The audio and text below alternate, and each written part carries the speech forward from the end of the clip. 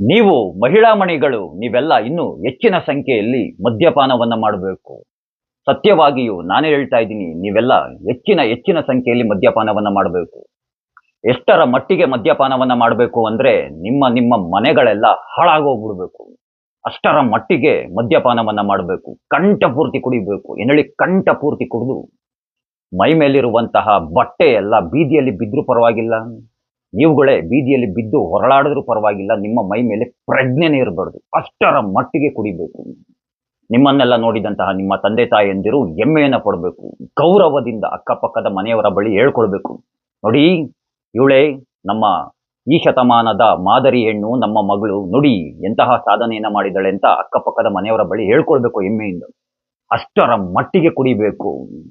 ನೀವೆಲ್ಲ ಪಾರ್ಟಿಗಳನ್ನ ಮಾಡ್ತೀರಾ, ಕುಡಿತೀರಾ, ಎಂಜಾಯ್ ಮಾಡ್ತೀರಾ, ಎಲ್ಲ ಮುಗಿಯುತ್ತೆ ತಾನೆ. ಎಲ್ಲ ಮುಗಿದ ನಂತರ ಸೋಷಿಯಲ್ ಮೀಡಿಯಾದಲ್ಲಿ ಬಂದು ದಯಮಾಡಿ ನಿಮ್ಮಲ್ಲಿ ಕೇಳ್ಕೊಳ್ತಾ ಇರೋದು, ಮಹಿಳೆಯರ ಸಮಾನತೆ, ಮಹಿಳೆಯರ ರಕ್ಷಣೆಯ ಬಗ್ಗೆ, ಮಹಿಳಾ ಸಬಲೀಕರಣದ ಬಗ್ಗೆ ಕಲರ್ ಕವನಗಳನ್ನೆಲ್ಲ ಬರೆದು ಸೋಷಿಯಲ್ ಮೀಡಿಯಾದಲ್ಲಿ ದಯಮಾಡಿ ಪೋಸ್ಟ್ ಅನ್ನ ಮಾಡೋದಕ್ಕೆ ಹೋಗ್ಬೇಡಿ. ಮೊದಲೆಲ್ಲ ಪುರುಷರು ಅತಿ ಹೆಚ್ಚಿನ ಸಂಖ್ಯೆಯಲ್ಲಿ ಮದ್ಯಪಾನವನ್ನ ಮಾಡಿ ಸರ್ಕಾರದ ಆದಾಯಕ್ಕೆ ಸ್ವಲ್ಪ ಮಟ್ಟಿಗೆ ಕೊಡುಗೆಯನ್ನು ಕೊಡ್ತಾ ಇದ್ರು. ಈಗೆಲ್ಲ ಹಾಗಲ್ಲ. ಕಾಲ ಸಂಪೂರ್ಣವಾಗಿ ಬದಲಾಗಿದೆ. ನಾವ್ಯಾರಿಗೂ ಕಡಿಮೆ ಇಲ್ಲ, ಪುರುಷರಿಗಿಂತ ನಾವೇನು ಕಡಿಮೆ ಇಲ್ಲ, ಈ ರೀತಿಯಾಗಿ ತಿಳ್ಕೊಂಡು ಈಗಿನ ಮಹಿಳಾ ಮಣಿಗಳನ್ನು ಸಹ ಅತಿ ಹೆಚ್ಚಿನ ಕೊಡುಗೆಯನ್ನ ನಮ್ಮ ಸರ್ಕಾರಕ್ಕೆ ನೀಡ್ತಾ ಇದ್ದಾರೆ. ಇವತ್ತಿನ ದಿನ ನಿಜವಾಗಿಯೂ ರಕ್ಷಣೆ ಬೇಕಾಗಿರೋದು ಮಹಿಳೆಯರಿಗಲ್ಲ, ಪುರುಷರಿಗೆ.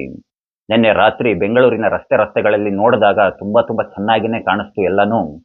ಈ ಹೆಣ್ಣು ಮಕ್ಕಳು ಕುಡಿದ್ಬಿಟ್ಟು ಬಾಯಿಯಿಂದ ಬರ್ತಿದ್ದಂತಹ ಪದಗಳು ಏನು, ಅವರ ನಡತೆಗಳು, ಬಳಸ್ತಿದ್ದಂತಹ ಪದಗಳು, ಅವರು ಆಡುತ್ತಿದ್ದಂತಹ ರೀತಿಗಳು, ಯಾರಿಗೆ ಸ್ವತಂತ್ರ ಇಲ್ಲ ರೀ ಇವತ್ತಿನ ದಿನ.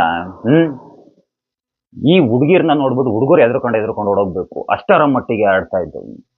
ಮಹಿಳೆಯರಿಗೆ ಸಿಕ್ಕಿರುವಂತಹ ಕಾನೂನಿನ ಸ್ವತಂತ್ರವನ್ನ, ಅಂದ್ರೆ ಕಾನೂನಿನ ಏನು ರಕ್ಷಣೆಯನ್ನ ಇದೆ, ಆ ರಕ್ಷಣೆಯನ್ನ ಬಳಕೆಯನ್ನ ಮಾಡಿಕೊಂಡು ಆ ರಕ್ಷಣೆಯನ್ನ ದುರುಪಯೋಗವನ್ನ ಮಾಡ್ಕೊಳ್ಳೋದಕ್ಕೆ ಹೋಗ್ಬೇಡಿ. ಇವತ್ತಿನ ದಿನ ಸತ್ಯವಾಗಿ ಹೇಳ್ತಾ ಇದ್ದೀನಿ, ಪುರುಷರಿಗೆ ರಕ್ಷಣೆ ಅನ್ನೋದು ಬೇಕಾಗಿದೆ ಮಹಿಳೆಯರಿಗಿಂತ. ಅಷ್ಟರ ಮಟ್ಟಿಗೆ ಸ್ವತಂತ್ರದ ಹೆಸರಿನಲ್ಲಿ, ಸಮಾನತೆಯ ಹೆಸರಿನಲ್ಲಿ, ಸಬಲೀಕರಣದ ಹೆಸರಿನಲ್ಲಿ ಖಂಡಿತ ನೀವು ಕುಡೀರಿ. ನಾನಂತೂ ನಿಮ್ಮನ್ನ ಕುಡಿಬೇಡಿ ಅಂತ ಹೇಳೋದಕ್ಕೆ ಹೋಗೋದಿಲ್ಲ. ನೀವು ಕುಡಿಬೇಡಿ ಅಂತ ಹೇಳೋದಕ್ಕೆ ನಾನು ಯಾರು? ಇನ್ನು ಹೆಚ್ಚಿನ ಸಂಖ್ಯೆಯಲ್ಲಿ ಕುಡೀರಿ. ರಾಜ್ಯ ಸರ್ಕಾರದ ಹಾಗೆ ಈ ನಮ್ಮ ಕೆಲವೊಂದಷ್ಟು ಆದಾಯದ ಮೂಲಗಳನ್ನ ಹೆಚ್ಚಿಗೆ ಮಾಡಿ ಕೊಡುಗೆಯನ್ನ ಕೊಡಿ. ನೀವು ಕೊಡುಗೆ ಕೊಟ್ರೇನೆ, ನೀವು ಕೈ ಜೋಡಿಸಿದ್ರೇನೆ ಎಲ್ಲವೂ ಆಗೋದು. ಅದ್ಯಾರೋ ಪುಣ್ಯಾತ್ಮರು ಹೇಳ್ತಾ ಇದ್ರಂತೆ, ಏನಂತ, ಆ ಮಧ್ಯರಾತ್ರಿಯಲ್ಲಿ ಒಂದು ಹೆಣ್ಣು ಒಂಟಿಯಾಗಿ ಯಾವಾಗ ಓಡಾಡ್ತೋ ಆವಾಗ ಸ್ವಾತಂತ್ರ್ಯ ಸಿಕ್ಕಿದ ಹಾಗೆ ಅಂತ.